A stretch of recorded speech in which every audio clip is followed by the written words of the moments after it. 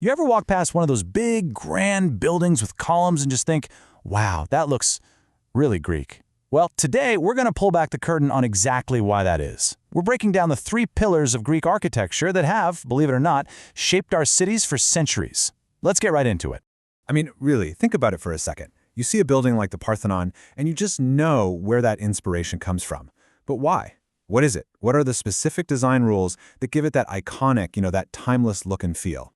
Well, the answer is actually pretty simple. It all comes down to a system they called the orders. And you can think of the orders as a set of architectural rules, almost like a kind of design DNA that dictates the whole look and feel of a column, from its base all the way to the very top. And here's the best part. There are only 3 of them you really need to know. Just 3.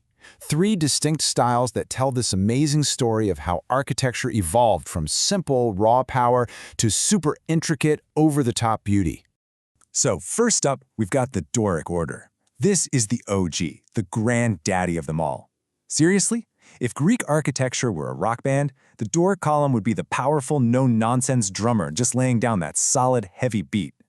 And this quote just nails it, right? The Doric is all about being the oldest, the simplest, and the most massive. It wasn't trying to be pretty. No, it was designed to be powerful. It was meant to project this feeling of unshakable strength and, civic pride.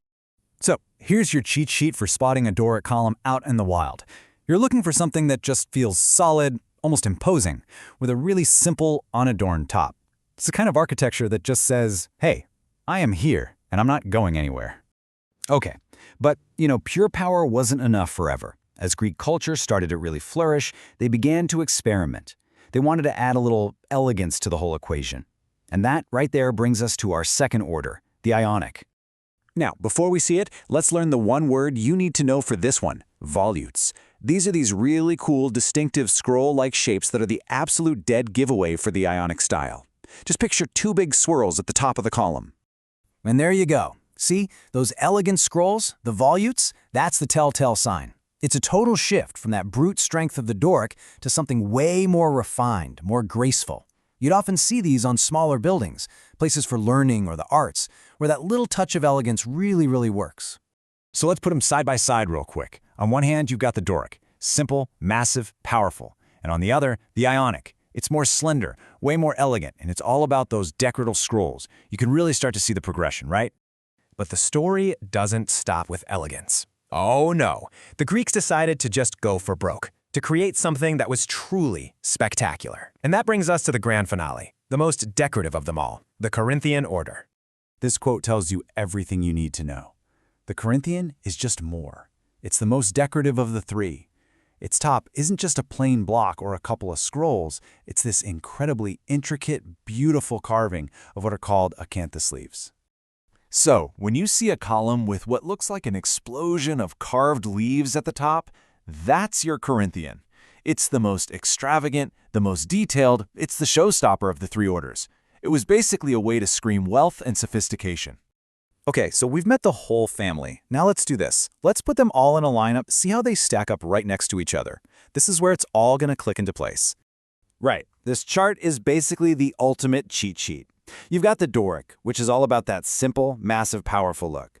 Then the Ionic comes along, and it introduces those signature elegant scrolls. And finally, the Corinthian just goes all out with the super ornate, leafy design. It's such a clear progression from pure strength to pure sophistication. So really, you can just think of it like a 3-step story. It starts with the simple and powerful Doric. Then it evolves by adding those graceful scrolls of the Ionic. And it all wraps up with the lush, leafy, over-the-top decoration of the Corinthian. It's just a perfect little story of artistic elaboration over time. So there you have it. The 3 Greek orders, totally decoded. And here's a final thought I want you to take with you. The next time you're out, start looking, really looking, at the buildings in your own town or city. The banks, the courthouses, the museums.